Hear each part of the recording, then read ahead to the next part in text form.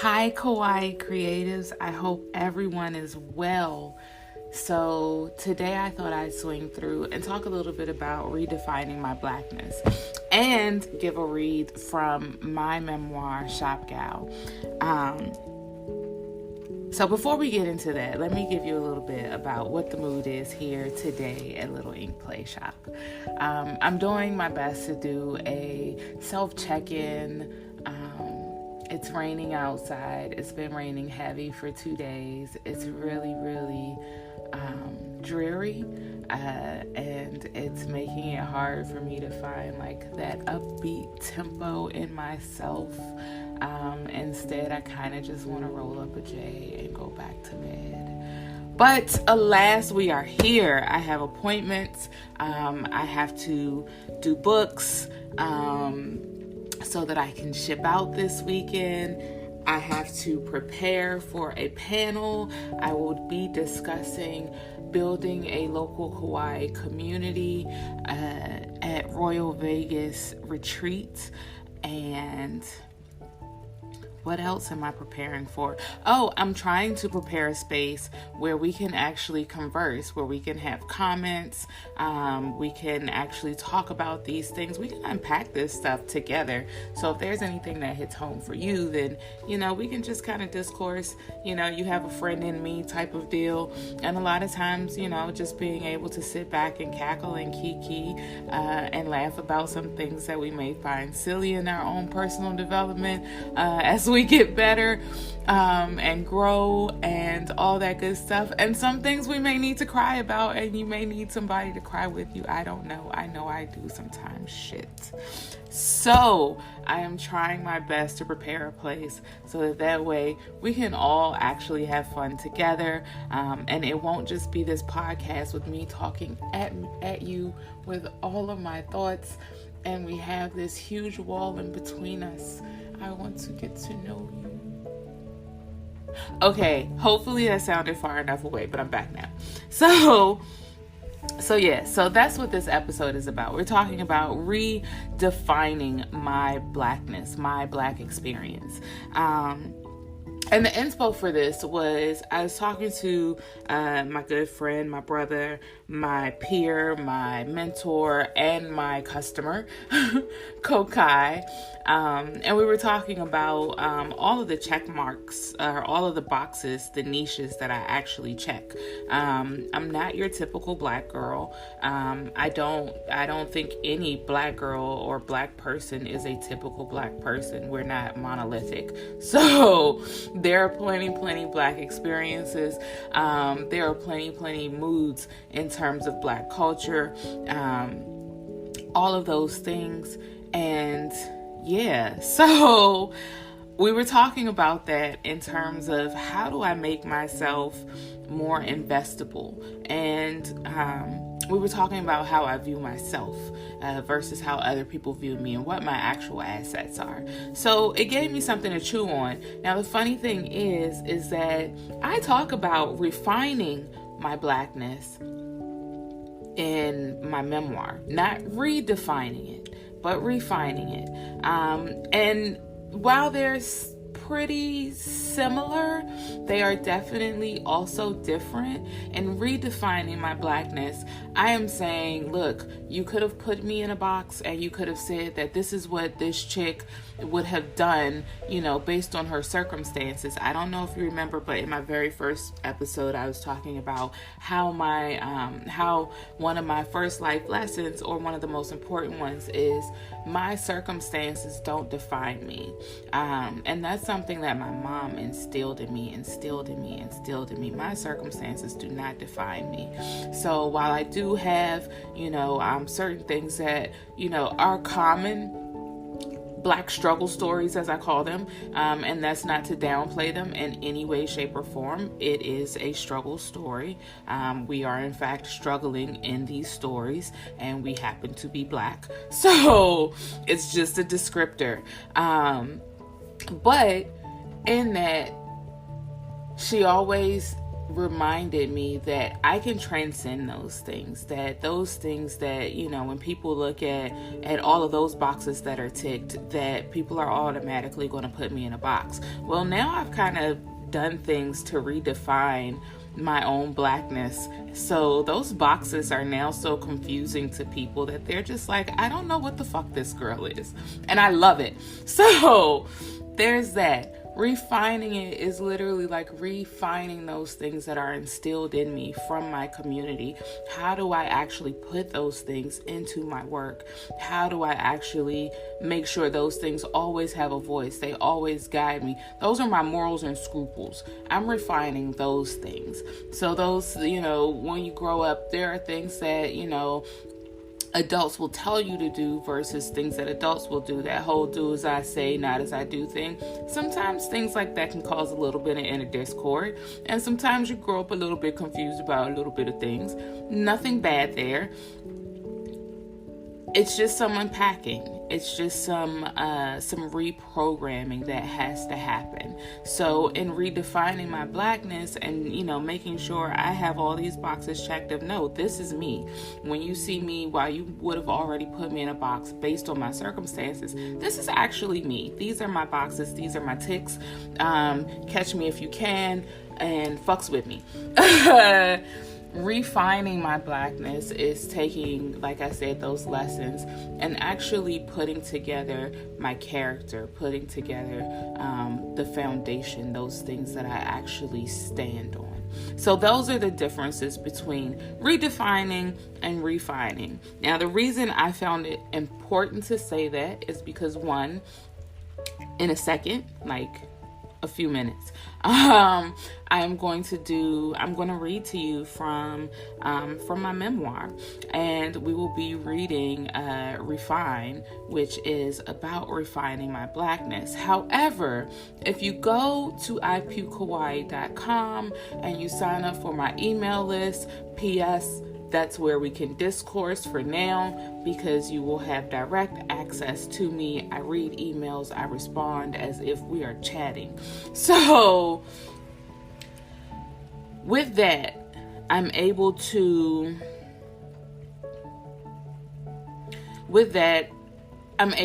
actually converse with you. We can start tearing down that wall. But when you go to this page, it literally says, meet the magical girl redefining the Black experience with body art and fashion. But we're reading Refine, right? So I needed to make sure you understood the two, that while I am redefining my Black experience, and I'm doing that very much outwardly, so when people are like, I don't get her, oh my God, who is she? You can check any box you want based on the visuals that I present. Refining is all about my character and making sure I'm Gucci inside and then outside. So, there's that. So, yes. So, that said, let's get to Refine.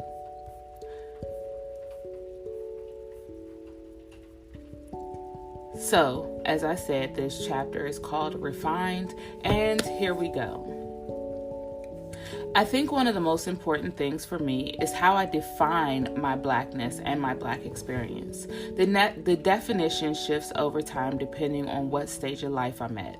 Looking back at 16 years ago, I knew I was really Black. I was militant and extremely pro-Black, 100% for my people, and absolutely against nonsensical things. I'm a separatist. I practice separatism. No, it's not a bad thing, and no, I don't hate other races. Let me say it plain so we all have this in writing. Being pro-Black does not make one anti-everyone else. Let us be real clear here. That rhetoric is god-awful when we start talking about Black folk and what we like to see for ourselves. But my Blackness wasn't defined by my experiences made by experiences made by choice. It's more a crossbreed of nurture and nature, actually. I've always loved my melanin and been fascinated by it. True story. I think that's the nature part. I've been cute. Fuck, waking up like this. sometimes the way I talk, Jesus Christ. I was born like this, and I've never questioned the color of my skin. In the nurture department, well, I'll point out my whole name for starters. It's Swahili, a language I don't even speak. Well, technically I do. Inserting a part here for us. Technically I do, because I say my name often, which if it's Swahili, then I definitely speak Swahili. I just don't know the actual language. So let's continue on. Anyway, a language I don't even speak. I had to find confidence in that, but it wasn't too hard because the other things nurture related are that my mom was a Black Panther. Need I explain? And I'd only been in predominantly Black spaces, from hood to hangout. So I've always been surrounded by people who look like me. My elementary school was Black. My middle school was Black. My high school was Black. I went to an HBCU. And for those of us who don't know, an HBCU is a historically Black college and university. I stayed in an all-Black neighborhood and I loved it. Visibly militant, everything was Black, and I loved it. These days, I continue to define my Blackness and my Black experiences by my own choices and experiences in business, travel, and lifestyle. And I love being what I affectionately call Afro-Kawaii. Surrounding myself with Blackness and Black culture was something that I've always needed. I still need people around me who look like me. I always need more melanin around me than anything else. But it's not necessarily that I need them around to validate me. View it as more of surrounding myself in a community and kinship. Just having people around that when I step out, I say, hey, how you doing? What's up, bro? To people that look like me is essential. They'll give me a nod back and answer, hey, little sis. That community kinship is a part of Black culture almost anywhere you go. We speak the same language, no matter how hard you fight it. When I came into the industry, I was militant and took no shit, but not as your stereotypical angry Black woman. As I spent more time within this industry, I started becoming flustered with my own skin folk and began hardening. Mostly because for the first time through the lens of tattoo, I started to see us for us, the good, the bad, the ugly of the melanated people. Skin folk and kinfolk. Yes, there is a difference. Through tattoo, I started to see more of the nasty, widespread stereotypes that we have accepted and carried on both ignorantly and unintentionally. Here are a few just to name. I'll just name a few. I don't know how my tongue got that tight. We run on CPT time, colored people time, not punctual, often showing up late for appointments. Let me tell you, and I'm inserting again here, when I was in Japan, I literally got passes for being late because not only is it American to be late, but it is also Black to be late. That hurt my feelings. I'm carrying on. We're always expecting a hookup that's not fully paying. I get that often. I still get that, sis, but I'm all for bartering with my people for certain things. However, when it comes to business is business, and you don't go in CVS and ask for hookup on a piece of gum. So why would you come to your own kin asking for a hookup on something that helps to feed them? Let us figure out how to work together to make sure we both get what we need from this table. That's just my take and another insertion. We lack professionalism. I'm just going to say, oof. Black product and service is inferior. This is something that I actually experienced a lot of when it came to people making a choice of their tattoo artist. And it hurt. It hurt. People would choose based on a portfolio, and when they found out that the person that they chose was a Black person, no, this can't be their portfolio. This can't be them. I know a white person did this. Why the fuck can a Black person do something better, not even as good, better than a white person? And it was Black people who were saying this, and that hurt my feelings. Whites are better trained, better qualified, simply better in any field. I've heard this out of Black people's mouths, and it has hurt my feelings. How we see ourselves hurts my feelings. I'll continue on. Again, there are widespread stereotypes. No matter your brand of kin, these are only some stereotypes all skin folks are generalized by. With that outlook, I decided it was time to start redefining my Blackness all over again. Yes, I'm Black. Yes, I'm militant. Yes, I don't take any shit. Yes, I'm here for my people. However, for me to stand in that truth and not waver, I needed to pave that two-way street and start connecting with the kinfolk who also want to see and do better within our community. Rewind to my bad tattoo experience and what I did about it. If you don't know about my bad tattoo experience and what I did about it, hit me up and I'll tell you. In my first few years in tattoo, I saw a lot of self-hating Black people. I saw a lot of people who felt that going to a white artist and supporting a white shop would be much better than being with your own. This troubling belief that anything of our own hands was inferior. My militant ass wanted to climb Mount Fuji with a bullhorn that reaches all corners of the earth and yell, "Not fucking so." And that's not a practical strategy, now is it? Again, I went with creating an experience, and that starts with me. At some point, I needed to redefine my own Blackness and do my part to empower pro-Blackness. That means Black pride, pride within ourselves. Something that I was taught when I was little. My mom's Black Panther. With this twofer, I could also better understand who I wanted to serve within the Black community. In marketing, we call those target markets. Truth is, same as any other race in theory, because I'm Black and know no other experience, some relationships with the Black community are toxic. No matter how much I don't want to admit it, as a pro-Black service provider, relationships and practices are filled with hurt people who hurt people. It's toxic. And low me can't save everybody, no matter how much my heart wants to. I must go with what I know. It's like riding a plane. Secure your own mask before you're helping someone else. And another fun fact is that everybody that I can help doesn't necessarily want the help.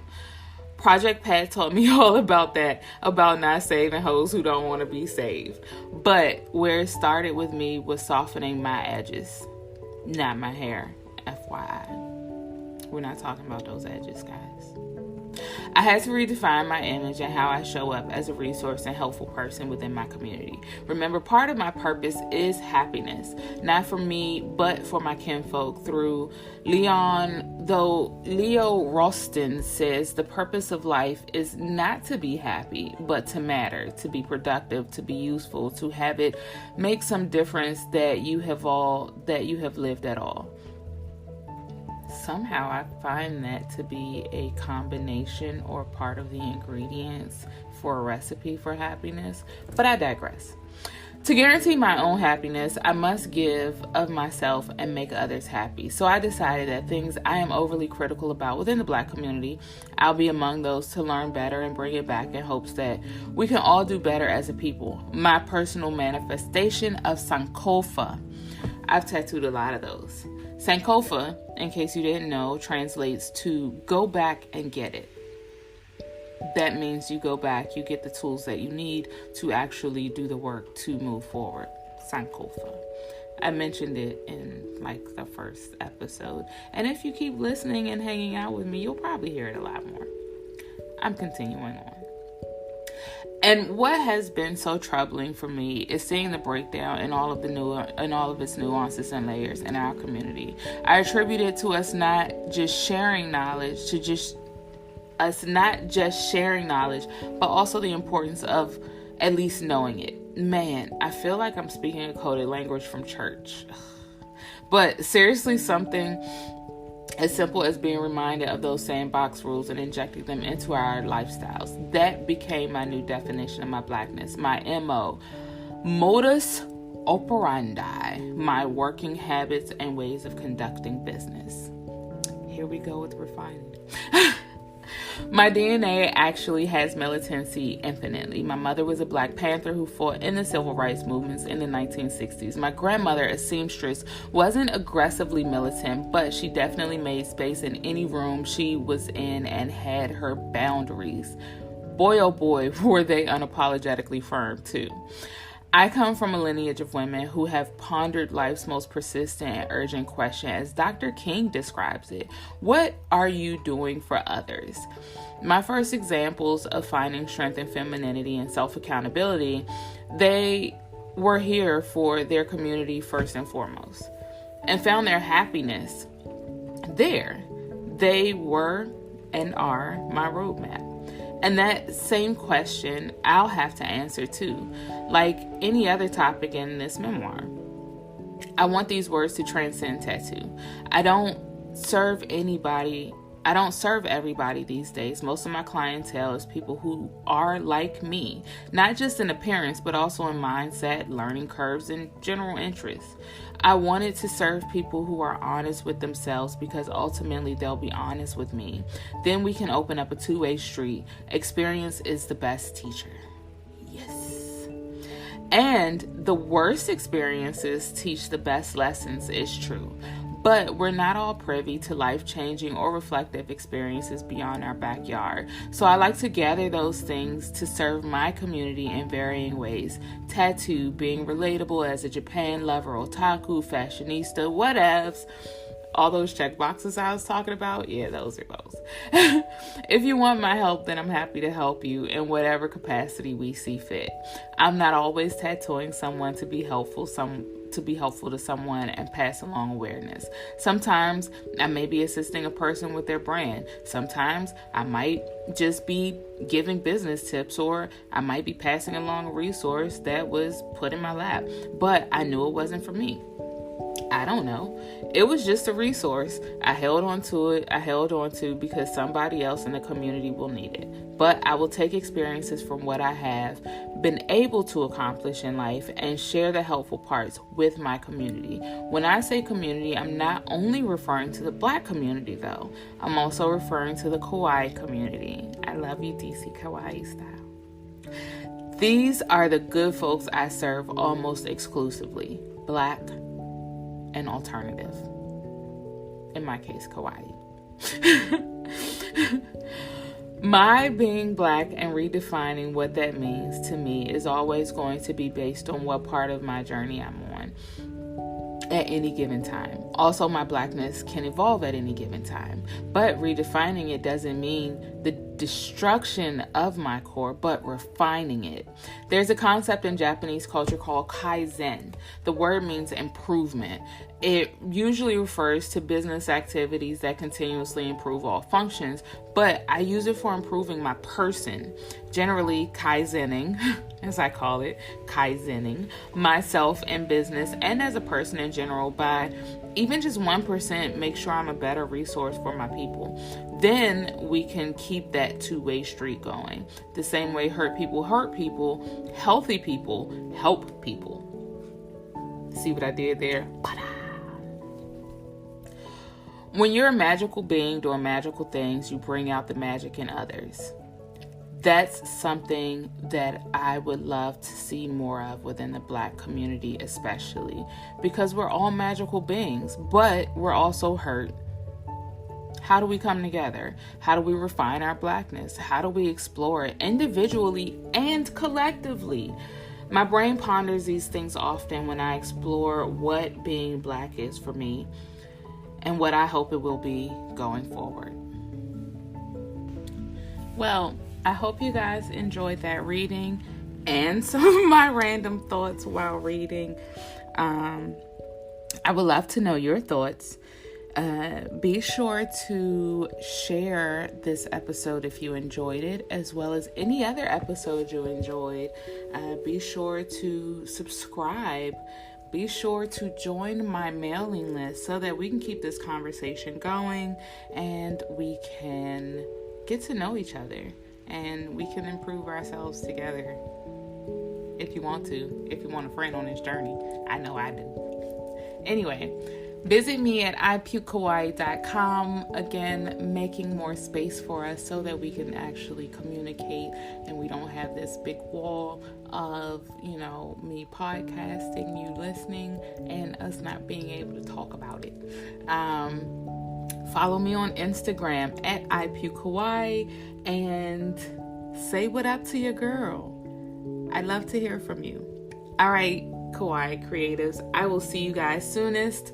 Another episode coming soon, and we will talk more. Jane.